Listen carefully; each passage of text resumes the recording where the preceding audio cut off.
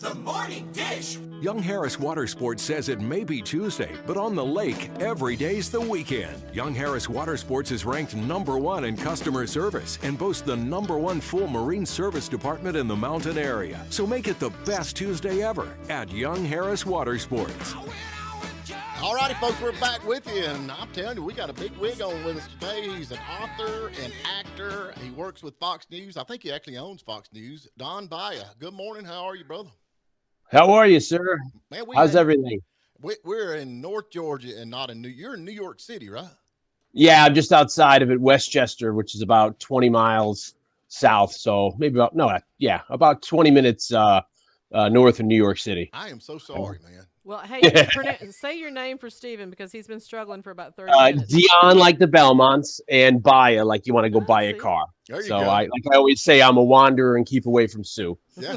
Now you work with Fox News. That is so funny. That it's pretty big to me. Actually, the other day you actually had the Five talk about your brand new book that's coming out. That's a pretty heavy hitting deal there. Yeah. It's I've been there. Geez, it's going on 20 years now, since 2002. So I've gotten to know everybody there. And I was able to put a book out in June, and I was able to get it on the Five. Geraldo held it up, and some people didn't want to buy it because it was Geraldo holding it up. And I was like, oh man.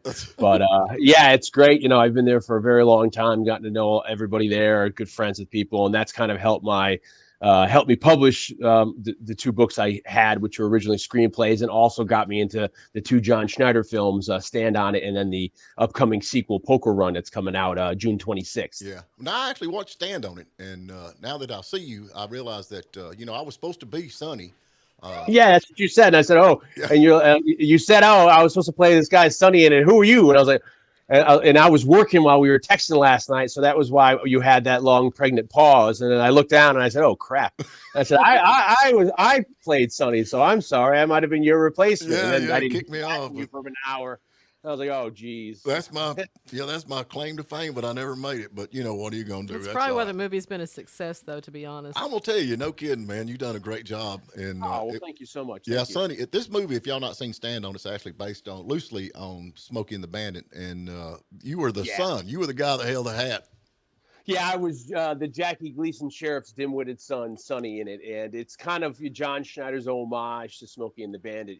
His first role ever was an extra in Smokey and the Bandit at the very end when Jackie Gleason, pulls out at the final scene and goes after them when they were heading up to Boston, and the tire goes off. If you watch in the credits, the tire goes and hits John Schneider in the shin. Yeah, and that gave him the acting bug. And then within a year or two, he auditioned and got Dukes of Hazzard, and the rest from there is history. Yeah. So he's always been. That's always been his huge opus, is that Smokey and the Bandit. And he always wanted to recreate that. So finally, he wrote something, and we did that in 2020, the year of the virus. Right. So, and now you got the new movie coming out. It's Poker Run. It's kind of. I mean, what's your part? Are you the same character, or what's your part in that? Yeah, this is like Halloween to Halloween 2. It takes place seconds after, where the first Stand On It has just ended, and we're still running away, and it starts again. And this is kind of an homage to Cannonball Run, or if people remember Gator McCluskey, the Burt Reynolds, Jerry Reed movie, the sequel from White Lightning.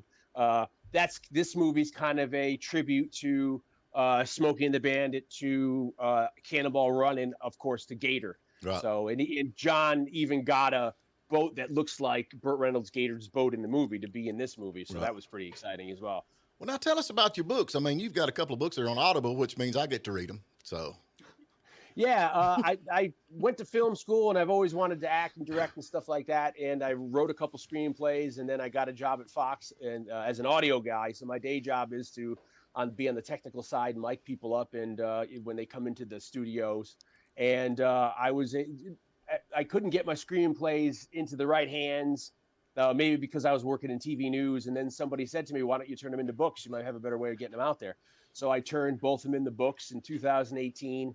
I had one called Blood in the Streets come out, which is basically a 70s cop movie. Right. And it has some Doors references if people like classic rock and stuff like that. It takes place right in a week in 1976. If you're a Dirty Harry, French Connection, Jack, Bullet fan, and if you like thrillers or historical fiction, you'll like Blood in the Streets. And then this one I put out in June is called Moore's P.I., the men from Ice House 4. And it's basically like an Indiana Jones meets kind of like a LA Confidential or Dick Tracy or Tim Burton's Batman. It's kind of like a Indiana Jones for the 21st century, 40s private detective who uncovers a big Nazi plot at the end of World War II of them trying to get their loot from Europe to South America by way of New York City. So it's basically your, private detective film noir kind of, hard-boiled detective kind of affair. Well, now you talk about this, your books based on these old private detectives and all these old. I find myself at night when I'm trying to find something on TV, I always go back to the 70s movies. I'm a Rockford Files nut. I love Rockford Files. Sure. And there's nothing on TV. Well, like all the Dirty Harry movies, Clint Eastwood Honestly knocked it out of the park with those movies. Yeah, he's my idol. And know, the Blood in the Streets, that first script that turned into a book was really an homage to his Dirty Harry films. And I completely agree with you, Stephen. I've kind of turned off of modern movies, music for the most part, and TV shows. And my wife and I, all we do is we go back and watch the old stuff because it's kind of new to us. Well, so we're huge cinemaphiles.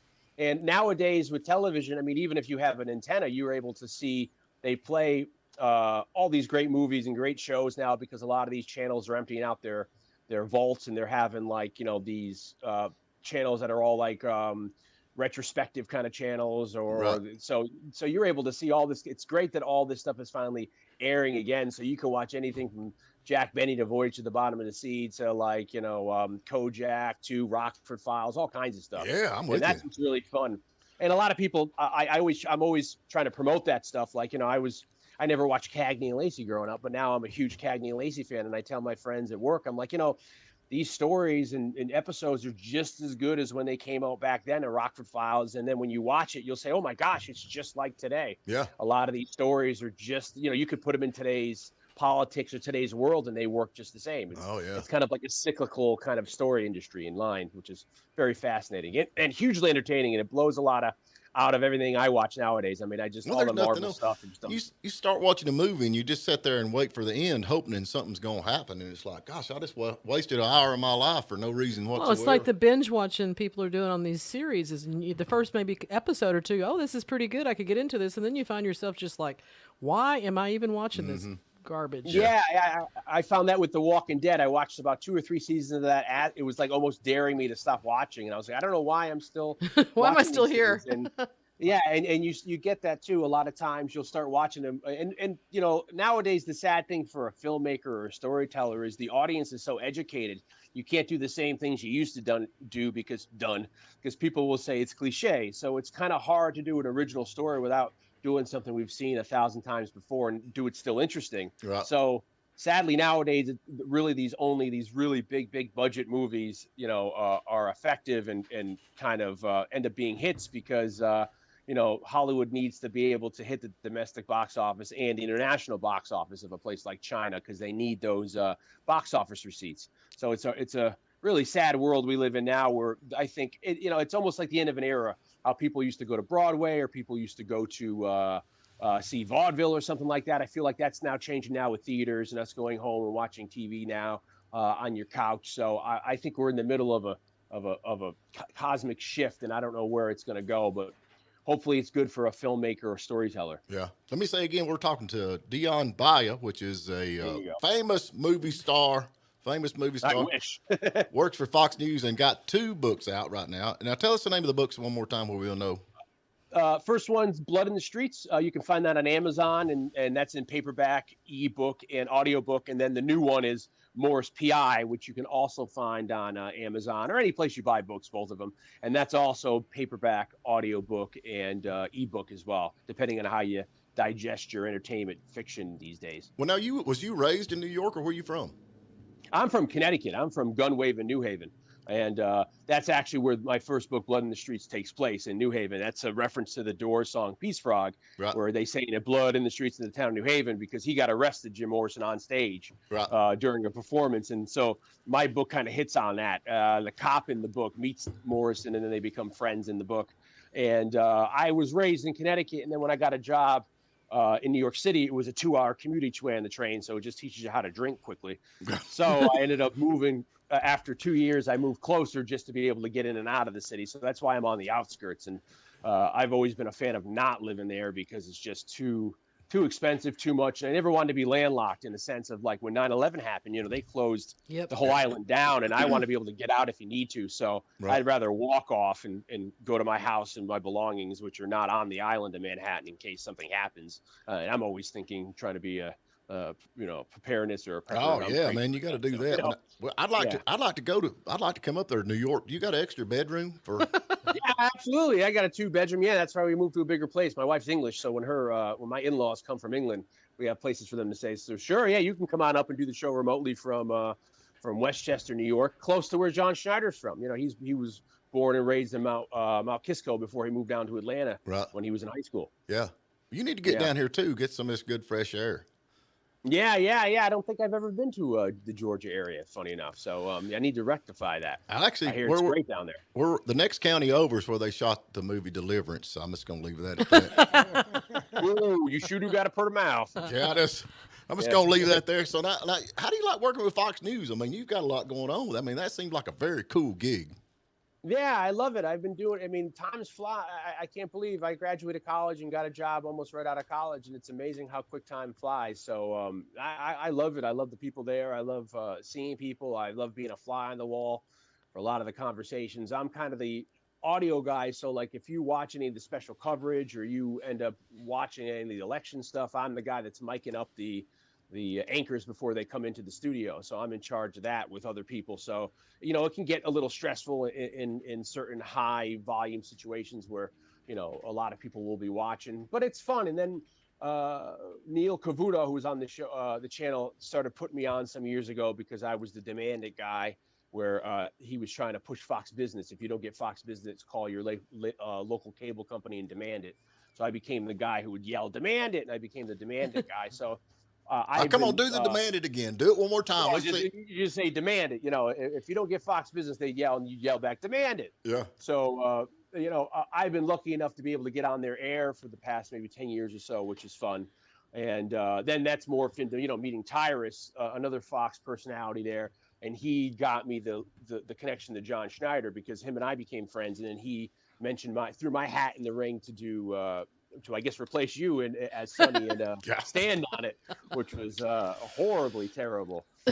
Yeah, I could have done so much better. You could have been somebody. Yeah. It could have been. It was your big break. Well, does the character die in the movie? No. Steven couldn't do it. No, not that I know of. Not yet. No, not that that'll be my part. Steven's only done death scenes so far. Now, this Tyrus that you're friends with, how big is this guy? He looks like he's like 10 foot tall, man. He is. Yeah, huge. he's about 6'7", and I'm not good with weight, but he weighs a lot more than me, And what I learned early on is, I would go out with him, and my wife's like, you can't drink for drink, and I used to be a pretty good drinker, and I was like, oh, that's malarkey. I'm not going to do that. And then I get there, and then I, drink for drink with him, and then it would just be too much. So he's a great guy. I mean, he still wrestles. He's a pro wrestler, right? Yeah, he was in the WWE.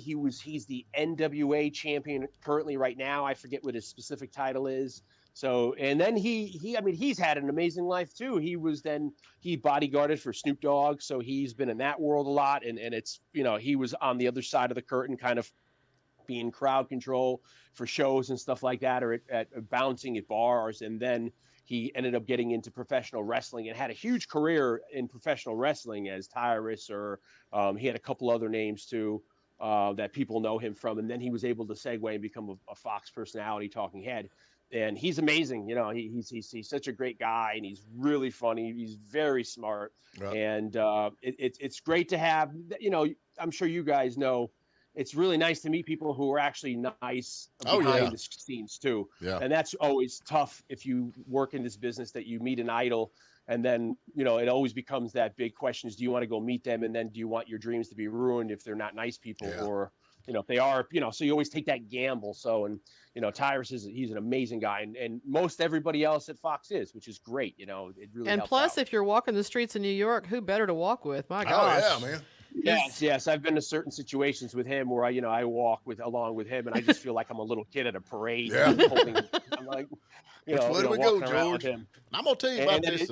This drinking game you're talking about, when I come up here, I'm going to bring Packy because, I mean, his formula back when he was born was Bud Light. So I think.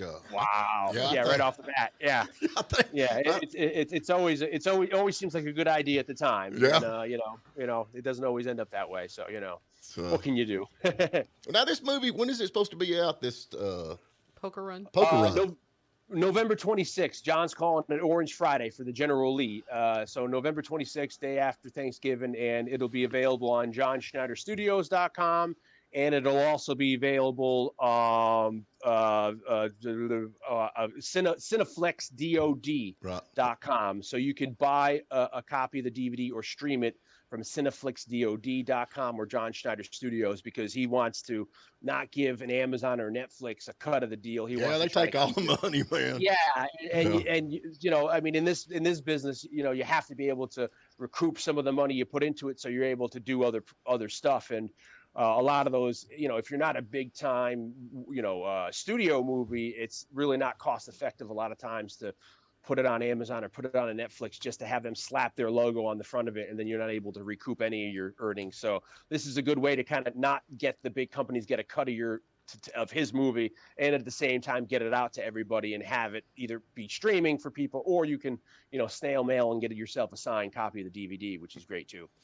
We have got to get to break. I got to ask you one more question before we go, though, because, you've been running around John Snyder and the General Lee and all that kind of stuff. What kind of car do you drive?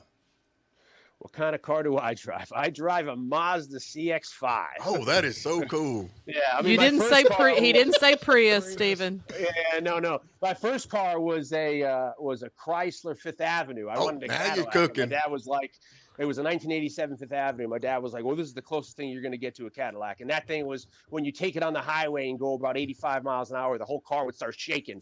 Yeah. And, I'd have the cigarette with the ashtray, I keep changing, and it'd go when it was getting fast. So now I drive a Mazda, because in this area of the country, you kind of need an SUV when it snows a lot and stuff like that. You really can't have a rear wheel sedan. That's the only thing about these new cars, though. Back, like my cars I drive, there's an ashtray in every door. I mean, there's one on the dash, there's one in the door. Yeah, these new cars, they don't even got ashtrays. You miss the old days, huh? With the bench seating, and then taking the turns really hard and sliding across, and not wearing seatbelts and all that kind of thing. It's having a nice station wagon and all that. It's times have changed. And everything's plastic now too. It's just so sad. Like, these cars don't have it. I can't see 20 years from now, you calling your friend up saying, hey, I just got a good deal on a vintage Mazda CX-5, or a Prius, who's going to be, and you're going to watch Meekums and like, entering the floor is the new 2004 Prius, totally restored. I was just going to say, there's a better chance of the Mazda than the Prius being a collector's item. Just when you think about it, just all these modern cars, I can't see anybody being like, oh, I got myself a brand new hybrid,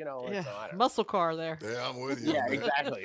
Yeah. Dion, we appreciate you, man. We have got to get to. Always a pleasure. Thank you so very much for your time. We get you back on. Yeah, we keep up with you, and thank you very much. Yeah, you have a good day, and like I said, we go check out his books, and we have, like I said, got to get movies. And man, you're a great guy, no doubt about it. And like I said, I do appreciate thank you, and then thank you so much for taking the time and having me on your great show. Thank you, thank you, everybody. Have a great morning, glorious morning. And we appreciate Dion Baia. Go check him out. He has got some cool books out there, and we will be back tomorrow. Thank you, Carl. Yes, sir. All right, thank you for having me. W249 DB and WJULAM, Hiawassee. Well, look here. Guess who's number one in the Nielsen ratings again? Play 97.7.